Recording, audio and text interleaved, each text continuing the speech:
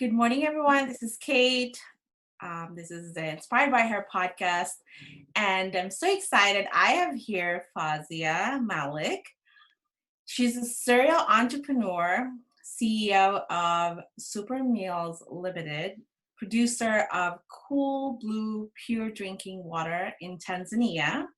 She's way, way out there. It's 9 o'clock her time. She's also a founder and managing director of Baby Timbo Limited. It's a diaper trading business. She's 16 years of experience in the manufacturing industry. She's a founding member of EO in Tanzania and served as the president. I don't know what else can you not do, to be honest. It's Fauzia. And she received an award from the top 50 women in management campaign in her country. Welcome. Thank you. And don't believe that hype. It's too much. It's my secretary sent that out. I was like, that's not me. It doesn't sound like me. But yeah, grateful. I'm grateful. Thank you for having me here. I'm very excited to have you here. I can't wait to know more about you, your story, and your company. So I'm so honored for you to be here. So Fauzia, where did you grow up? Is that in Tanzania? Tell me. Yes. Okay, I'll tell you where Tanzania is. Tanzania is where the Serengeti is. If you've heard of Serengeti, that's Tanzania. It's where the Kilimanjaro is. That's Tanzania. It's in the eastern side of Africa. We're about 60 million people in Tanzania. I grew up between Dar es Salaam, the city I'm from, and Nairobi, Kenya. Mm-hmm. So I was in boarding school. I was sent to boarding school at the age of 11. And so I was in boarding school in Kenya, which is a all-girls boarding school Catholic, and Dar es Salaam, which is the city in Dar es Salaam, so in Tanzania. So I was between those two countries. Wow. Yeah. Wow. And so describe a person or a situation from your childhood that had a profound effect on the way you look at life. Now, okay. Okay, so that's a very tricky question. I remember when I was, I think, grade 4, and that was in the boarding school in Nairobi. And I remember my English teacher. She was a literature English teacher. She was very sweet, very always dreamy kind of world. And one day she asked us in class, she said, who here has looked in the mirror and seen themselves? Mm-hmm. So I remember thinking, yeah, I've done that. So I remember putting my hand up in class and realizing I was the only one that's done that. So she asked me to come in front of the class and to describe to everybody what I saw. So I just told her, I looked in the mirror and I realized this is how I look, this is my face, this is my eyes, this is my nose. And I remember her being so in awe of that at the early age that I could do that. So she said that you're ahead of most people. And I remember thinking that, I'm like, wow, I didn't realize, I thought everybody did that. So that was very profound, hearing from a teacher that I looked up to. So I remember that moment. Yeah, I remember that time when I was younger. I think those little things, encouraging moments from a teacher when you're young, right? Really, yes, is really impactful for you. It was really pitch black in where I live in Camiguin in the Philippines, and there was this two older lady. They couldn't find the house that I think it was one of our neighbor, but there's no light in the street. So I guided them to the person's house, and one of the ladies said, you are such a good kid. And from that on, I feel so good doing good things because someone did that to you, right? Or said it. And you must have felt so smart. Yeah. So that's amazing. So I have a question for you here. What moment from your childhood are you most proud of? Okay, these are very deep questions. Now I know what you meant by vulnerability. I actually don't have a particular moment, but my childhood was, I grew up in a house where we were so many cousins. We all grew up together. So it was like maybe about 12 of us, okay? And we would always be together. And I just had many happy memories of playing with my family and my cousins, my sisters, my brothers, my whatever. I just felt like a big family. I don't have one particular moment that I can think of because other than that moment with the teacher actually pointing it out to me. I feel like because we were so many in our family, I maybe most of the time I didn't feel seen. And Mhm. this was the one time with a teacher that actually that saw me. So I feel like that moment still sticks out to me a lot. But yeah, so Oh. And do you have any worst memory of your childhood? There's something you can share. um, I think I grew up being told a lot that I'm lucky because I'm pretty and I'll get married. So I think that's been it's a resonate thing that I grew up hearing a lot, that you will not be anything other than married. Mhm. So I remember that being a very, very motivating thing for me to show people that I'm going to be more than that. Okay. I'm not just that. And I feel like that I've been called stupid so many times. I think it was one of those things, you're told stupid, you're dumb. And I remember hearing that so many times that there were times where I believed it. But there was this inner struggle in me that I said, no, I'm going to show people I'm more than that. I'm more than that. I'm more than that. So I feel like that was was very bad for me being young and hearing that a lot. Yeah. Wow. Well, I can't wait to know more about your company. Being a female in Tanzania and a serial entrepreneur, I really wanted to know your story. How did you get there? How did you start your own company in Tanzania? Tell me your journey. Okay, so let's start from the beginning. Okay, so I graduated university in 2002, and I graduated DePaul University, and right after 9/11. So it was 2002, and obviously they weren't going to hire any Africans at that time. And I remember the job network was horrible. So around the same time, I decided to enroll for my MBA at MBA at DePaul as well. And during the summer break, my father asked me to come back to Tanzania. I hadn't been back for 3 years. And I remember coming back, and my father had already started the business, the water company. So I came here, and I remember it was very small when I came back. And I think he had about um, 5 employees by then. And so when I came back, I started working as customer care. And I was here for the summer. And then after the summer, my father decided to say, you cannot go back because I need you at the company. So I said, okay, I guess I could stay. I could, go back to uni the year after, but not knowing that there was also a marriage in the picture. So I was back in August and married in December. So literally, I only knew my husband for 4 months. Yes. Um, okay, so there's that personal journey, but there's also that work journey. So with the work journey, I'll start with that.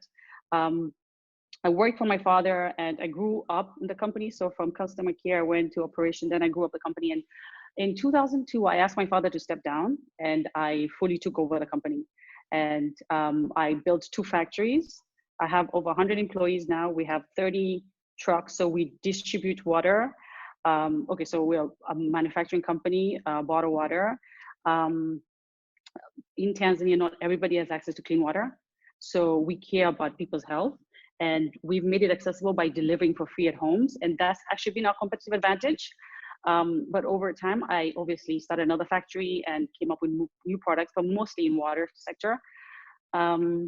Yeah, so, and obviously growing the second company, there's so many issues I faced. Obviously now I've taken over the company, getting a loan from banks to even, give me any money to build the second factories. I was always nobody looked at my proposals. Nobody looked at my financial analysis. They looked at me like I was a fool. But obviously, I kept on, didn't stop. I was very focused, determined. I knew what I wanted. I knew what I could do. So they would look at what I was actually doing and what I was requesting in terms of funds. It was ridiculous for them. But then I had to sell them on this idea. I knew what could happen. I'm glad there's a bank that actually was able to loan me the money and I grew the company. Yeah, and the marriage side. So I was married for 12 years. My husband and I grew apart. I think we were married, we were kids, and just over time, we just realized we're two different people. A very amicable breakup. We really put our kids in front before, above us, and we're still friends today. So it's been a respectful end to our marriage. Yeah. Okay. Wow. I have a follow-up question. Tell me, how did you how did you talk to your dad to step down? That sounds like, how did he react to that? Like, what was the conversation Okay. like? So my dad, being that he obviously was my mentor as well, Mhm. our relationship, there wasn't a dad relationship for the longest time. It was my employer. Okay. So he always looked at me as an employee and never a daughter. So even when we get home, it was always discussion about work, and everything was always about work. So I felt like, and my father also founded many businesses. So this wasn't the only one. Mhm. And I think it was more of, I know you could do it. It was more like, can I let you run this? It was more of the belief that I had to show him over time that I could do it. And he's okay to leave me because he had other companies to run as well. So it wasn't really a harsh, it was just more like, I'm ready, Dad. I'm ready. I'm ready to do this. And for him to say, okay, fine, let's test it out. And then for actually to go through. So Wow. And yeah. you'd proven it and scaled the business. And I remember when I was building the new factory, I asked him to come with me to China because I was looking at machineries. Mhm. And I remember him saying to me, he said, I am so proud of you. And being that I worked with him as an employee, he'd always put me down throughout, always puts me down. Like, you don't know what you're doing, you're just making mistakes. And it was always as negative. So hearing that, like literally 5 years later, was like, thank God, he actually sees what I could do. And I remember being so happy. And maybe I did seek a lot from my dad, because it was because he's a second generation running a business, there's so much expectation, right? And because they see what they can do better. So I feel like the stakes were way higher for me. But for him to say that he was proud of me meant everything. And I'm happy, yeah. That's amazing. Now, how did you decided to create the baby diaper company? What's Oh, that's easy. That was very easy. So I had my first kid. I realized how crazy expensive diapers were in Tanzania. I had my second kid. I was like, oh, I'm not doing this. There's a gap here. So guess what? I visited China and Turkey, and I found, basically manufacturers out there. I went and see them, seeked credit facility, developed, started a company here. Then I started importing them. I would sell locally as well as export to Congo, where the markup was huge on the profit part. So it was because there was a need. I saw how much expensive diapers were and how it wasn't that accessible. And there were only two brands here. So that's when the baby diaper came on. Oh wow. Yeah. So do you have it distributed in the supermarket there or your site or Yeah. So we have trucks that will deliver it as well. wow. Wow. Yeah. Okay, so can you tell me any challenges as you being a female? I think you mentioned you're having a hard time getting funds and no one's looking at your P&L. Can you tell me the challenges of being female and CEO? I know there's some I've especially when you look so young, you run a company, no one would really take you seriously. Can you tell me some challenges and how did you overcome it? I think prior to EO, this was really tough for me. Mm. But what I discovered was a culture, building a culture within your company, and creating a culture of where we were all, like, in terms of my employees, how they looked at me and how I was able to, because of course, there was a time I think I was the only female in my company. Then I said, I need to hire more women because they're just not getting me fast enough. Obviously, I grew women as we grew the company. But to my employees, I don't know, I feel like we're all the same. They all treat me like just anybody. So I don't get that as many as I would get if I were to go like visit. If I'm getting a contract, let's say there's a big company that I want to sign a contract, and sitting opposite a male, that was hard. Obviously, people would totally dismiss me, and or would be maybe a sexual content to it, where you'd feel like I don't want to be there. I don't want to go. Most of the time, I would refuse to go to sit on these negotiations. I'll send like another employee to go, where I felt like maybe that would be put on the table as well. Not put, but implied. It just felt very uncomfortable for me. um, Towards the government, oh, nobody took me seriously on the government side, because here mostly are Africans, and they look at me, this Arab woman, like, what are you even doing? Go home and sleep. Go be a wife. I remember hearing that a lot. So that's normal hearing that here. But no, but what I had to do was build my brand. I had to make sure it is recognizable, where people understand who I am. So when we say Cool Blue now, everybody's like, oh, so you're the owner of Cool Blue. I'm like, yeah, they expect somebody totally different. And then I'm like, yeah, it's me who's been running it. So I feel like it was the integrity part, had to make sure that we deliver on the promise. Where now, by when we go somewhere, they actually they say the brand speaks for itself. And so over time, I was able to get that respect that I needed. But in the beginning, obviously, it was hard. And I had to grow my company culture, my employees to look at me differently, because just like any Tanzanians, they did look at women as any African, you'd hear this a lot. You know, you're just a woman, go home and cook. But then I had to build a culture that understood this is not okay to think like that. And obviously, over time, everybody got to that point as well. Yeah, I get that a lot too, being a female, and then my husband is as white as he is, and when we go, or like I have a meeting and they just assume I'm the wife and Oh yeah. he Oh was yeah. running the business, right? So you really Right. have to like, no, like it's hard not to get insulted, but like I Yeah. think over time you get used to it and you just say it right there. You want to make sure that you're running it. Oh my God. So I'll tell you a story. I was in Italy this past August, and I'd gone with my younger brother. So I'm kind of grooming him to be taking on my position. I remember I'd say, "Like, come with me. We're going to look at machines, and I'm thinking of expanding." And I remember, you know, we were at this trade fair, and every booth we went to, nobody was looking at me, they were looking at him. So they're all giving him attention. And I was like, is this going to keep happening? And I remember my brother said, because, you know, my brother's very, you know, obviously tuned on. So he was just like, relax, I got this. I'm like, okay, you take over, you do you. But it was very frustrating. There were times I'm like, excuse me, it's me who asked the question, you know? So yeah, Yeah, we have to push through. We do have to. Yeah. I So I think understand what you're saying. yeah, it just takes a few conversation and then you realize, okay, you really know what you're talking about. But right, Right, it right. takes a while to break that. Yeah, yeah, being a female and looking young, no one will take you seriously. No, not at all. Yeah, we have to work harder to prove ourselves out there that we're capable. Exactly, exactly. Yeah, it's hard. Yeah. So, Fazia, what was one of your deepest motivation in life? I think it's always been that people didn't see me more than just being a pretty girl. As I said, growing up, I heard that a lot. I felt like that was, if anything, the desire to prove people that I'm more than that.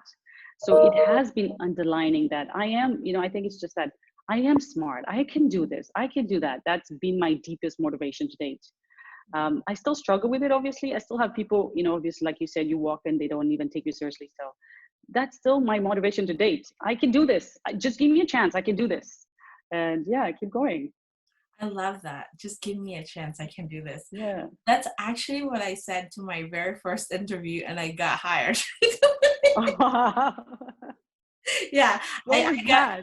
yeah, it was in the Philippines, and the funny story is I actually went with a friend. My friend invited me to tag along for the interview, and while I was there sitting, I said, "Yo, I'm here already, so why not, right?" So I did it. I Right. did, you know.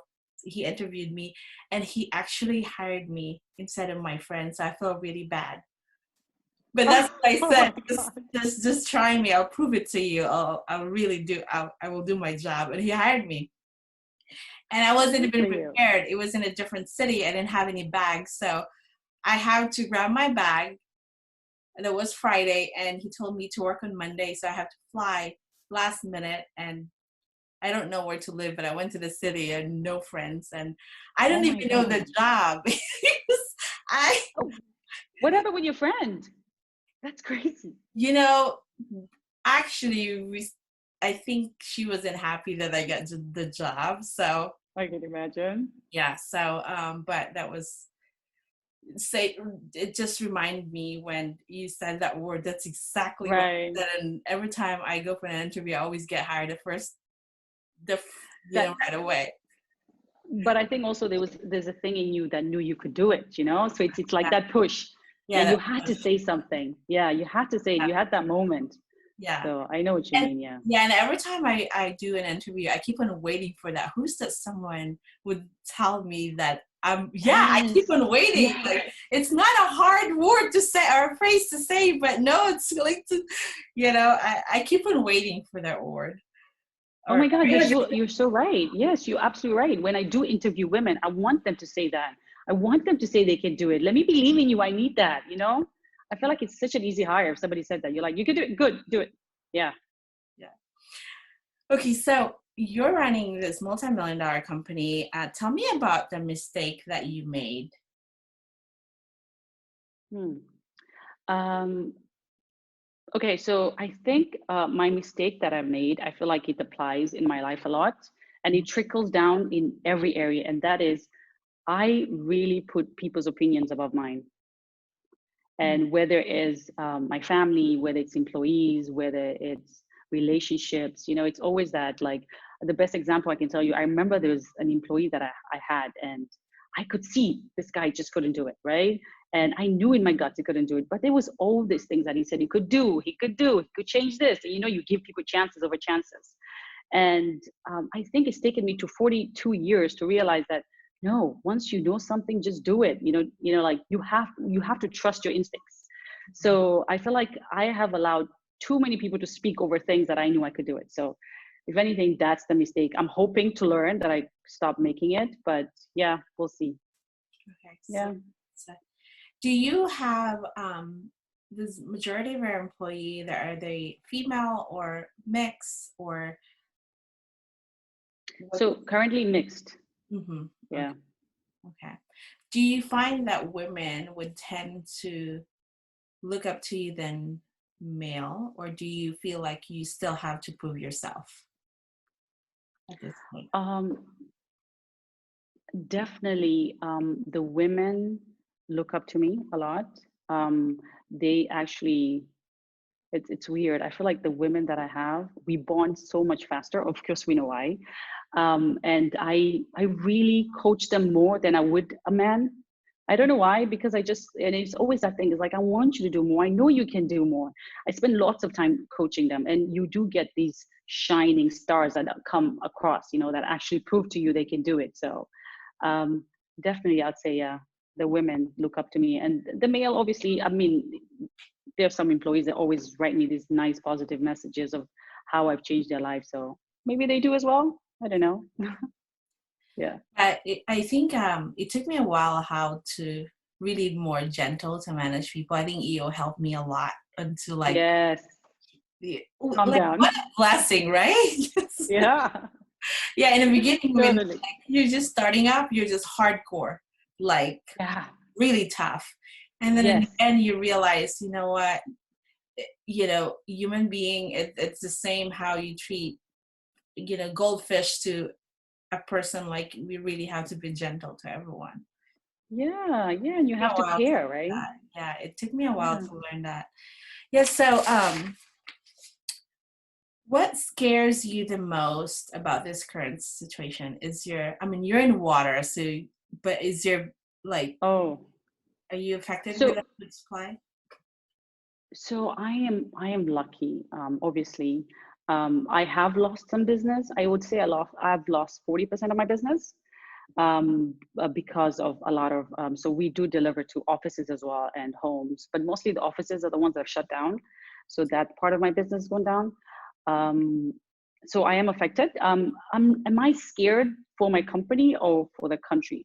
Am I scared that we'll lose business? I'm really not worried about that. I'll be honest with you. I feel like we can always reinvent ourselves. God only gives us what we can handle. I'm such a firm believer of that. The universe listens to us. So I believe whatever happens, we can always just as people overcome this. But I'm more worried about Tanzania and COVID. We are at, most people here live hand to mouth.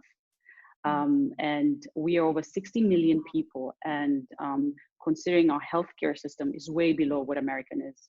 So you can imagine the fear that I have. And this is till today, we are not told to, there's no lockdown in Tanzania. So everybody's still moving around like crazy. Mhm. And so far we have, I think 32 cases of today. So we still don't have that many cases. And I think only 3 deaths. But it's the fear of the unknown, the uncertainty of what will happen. If we were to hit here, what would happen to us? We're still working. So we're not as affected, but we've lost some business as well. So Yeah, yeah, it's. I think this is the worst thing because you don't really know what's going to mm, happen in the next few months. So we're all anxious. I just try to meditate myself every day. yeah, I stay try. positive. Yeah, Yeah, yeah. Hey, we're in this together. You know what? Worst case scenario, tell my friend, if this will go to like the worst, we can create another one. Like that's what we do, yeah, right? yeah, Yeah. Yeah, we can totally do something else. That's not the end of us. And how about your business? How has it been affected? Oh, both of them are close. Yeah. So Wow. I have, I have my hotels are closed in the Philippines. It's the spa definitely will be the last thing that people would consider in buying after I don't know. This is probably not Wow. going to be back to normal probably by next year because look at our unemployment rate is I can imagine. crazy. Yeah, yeah. I was gonna So I'm hopeful that I still have a business to come back, but to right get to. now it's super blurry. Yeah. But I You know will. I gotta You figure will. out something else. You Yes. will. You have to stay healthy. That's the only thing, right? That's But all you I care will. right now. Yes. Yeah. My Yeah. family and my health. That's all I care. And I have a roof in my head. That's it. Exactly. Yeah. I All right, love that. all right, Fausia, can you name a person who has had a tremendous impact on you as a leader? Um, I have two people. One is my grandmother. My grandmother was the first entrepreneur that I knew. She was very strong, hardworking, intimidating. She owned a farm. I remember growing up in her farm, and she'd wake up four in the morning and ask us to go pick eggs from the chickens and make breakfast. And the boys had to go milk the cows, and obviously the eggs and the milk will be taken to the town to be sold. So I remember my grandmother being very when she spoke, everybody shut up, everybody listened to her.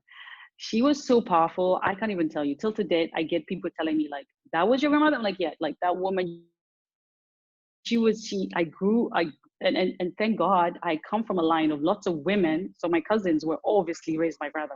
And a lot of the women in my family are very, very strong and very opinionated and very much like we know what we want, we're going after it. So I am surrounded by women that are like that. The second person is my father, obviously, my father being my mentor and him showing me how the ropes in the company, the ropes, how to run a business, how to evaluate things. So definitely my father, yeah, and my grandmother.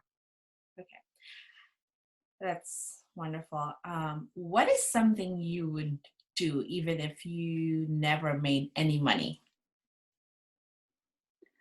I would be uh, a Zumba instructor. Those gym videos. That's me on Instagram. I will be doing that if You I would don't have. do Yeah, that? totally, totally. I would be sending those. I love working out. I enjoy doing it. I have fun. So totally for no money. Yeah, Why not do it? We have the time. I would love to. I would love I to do do watch. it. Oh, you did? You have to follow me. My Instagram page is called Fit with Fau. I Okay. just started it recently. Yeah. Okay. So it's a separate Yes. account then. I'm sorry. Okay. I have to follow you in that one. Yes, and it's only women. So that's the thing. It's only women because then I don't want to show people whatever. So it's Mhm. only open to women. So please Good. follow me. Fit I with can't Foul. wait. Yes. Yes. All right. So think back to a time that you felt transformed. How did you change and why? Okay, this is so easy, right? Mhm. It's EO, right? I'm sure you get this a lot, right? I feel like for me, it was definitely EO. And I remember how I was approached to join EO and actually being, fast launching the chapter here in Tanzania and the forum. Mhm. My first forum was my everything. They helped me through my divorce. It's the first time I felt seen, I felt loved, I felt heard. I didn't feel lonely because I could always reach out to these men. They were all men in my forum. But yeah, definitely that. And obviously, over the years, I keep applying to positions in leadership because I know what is done in my life and I want to give back as much as I can. So definitely, EO has transformed my life. Yeah. Wow. So for those of you who do not know, EO is the Entrepreneurs Organization. We're in 62 countries and 14,000 members. Right. Yes, 14,000 now. Yeah. And it's a peer-to-peer sharing community of business, right? Yeah, how did you, being a female and you serve as a president, how did you handle that? Yeah, my God. Okay, so you know what? Don't ask the other members, but they will tell you I was a dictator. Just kidding. But I heard that a lot. But I remember our chapter was small. We had to grow, and you know how it's just like a business. You had to do the work. So I Mhm. was cutthroat. I was sharp because I know what we had to do to launch the chapter. But it honestly, I was a president for 2 years, and it wasn't by choice both times. You know, we're always inward told to do stuff in EO, and I think a lot of the EO members saw that I could do it, so I stepped onto those shoes. I enjoyed it. I loved being a president. I loved learning. I loved meeting all these EO members. So um, I enjoyed it. That's what I can say. It's like it grew me, right? What you see is because of that. So I'm happy I did it. Yeah. And how long have you been a member now? 5 years now. This is 5 years. my 6th year. Yeah. Wow. Going on my 6th year. Yeah. Yeah. Wow. Yeah, I love my former mates and friends, and Yeah. it's just nice that you just share whatever and no one will judge you because you share the same core values and everyone understands. Right. So like it's just refreshing having it.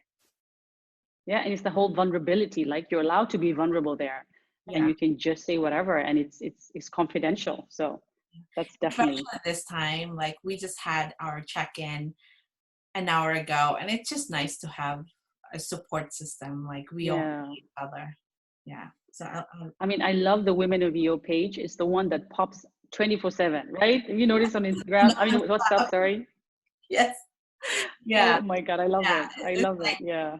powerful women in one group is just like, yeah. So it's exciting. It keeps you It updated. is. And you know what's going on around the world. It's amazing. And the support. People Yeah. are so generous. I think the Yes. generosity really Yes. is really like people are just willing to give their time and connections and And just so loving. Right. I love that. yeah, yeah, Yeah. yeah. Okay, so what have been the most influential experience in your life outside of EO? Or I know you mentioned EO. Oh, okay. So I'd say the most influential up to date has to be GLA. I know it's part of you, I'm sorry. But GLA, the Global Leadership Academy, I attended in 2018. And I, I was in the same class with Winnie, but it was my first time to meet Warren Rustam. And it was 4 days that we put in extreme situations where you are forced to break down literally to your core. So, you know, we had long days and long nights and, you know, God, it was so deep. But I remember that I left there feeling totally changed. You know, I knew what my purpose was, I had clarity of where I was going, what I wanted to do, how to raise my kids. So it's definitely one of those moments that it was my aha moment, I'd Wow. say. Yeah. Well, Yeah. just listening to Warren, it just, Yeah. how can you be so all together? Like, it's just like listening to his voice and stuff that comes out to his mouth. It was just so relaxing and it really puts you centered. Right, right. And Yeah. you know what he says is that I love what he says. What I do is what I say is what I believe. Mhm. And you hear it from him because he's actually the person who does what he says. So you're like learning from him is actually was so profound because you can believe that. You're not hearing an inspirational speaker, somebody who actually lives that life and it's easier to digest that. So that's what I found. Yeah. Yeah. It's just like the amount of humility in him is very, like, right? Like sometimes I would listen to him in his live, like it gets you teared eye, like how is like you're listening to it live, like it exists. Right. Can you adopt me? Can you be my grandfather, please? I love you. Like, yeah, I know what you mean. Yes. Okay, so what do you see as your place or purpose in life? So, as I said, I felt like GLA made me realize my purpose, and obviously, it's been a struggle ever since to continue to find it, right? Mhm. And one thing was so clear is that I love my family, and and how can that be my purpose when it's just my family? Then I realized it's a whole center on community. I wanted to be more for my family. I wanted to be the person that they could all reach out. So my purpose is actually it trickles to whether it's my employees being a pillar for people if I can be of service and be reliable to family and anybody that's, whether it's my community, whether it's my employees, whether it's what. So my purpose is around that, helping people that are close to me that I can. So it's the same, I guess, with EO. If you can help anybody, if I have the power to, I would love to do that. So, but the center of it is my family, definitely. And I have a huge family. So, I mean, our gatherings is about 100 people. That's normal for us. So imagine being like sort of like a voice for everybody and just saying, I'm here. If you need me, I'm here. I can do this. I can help out. So that's my purpose, to help and give back to my family as much as I can. It's wonderful. And what do you stand for?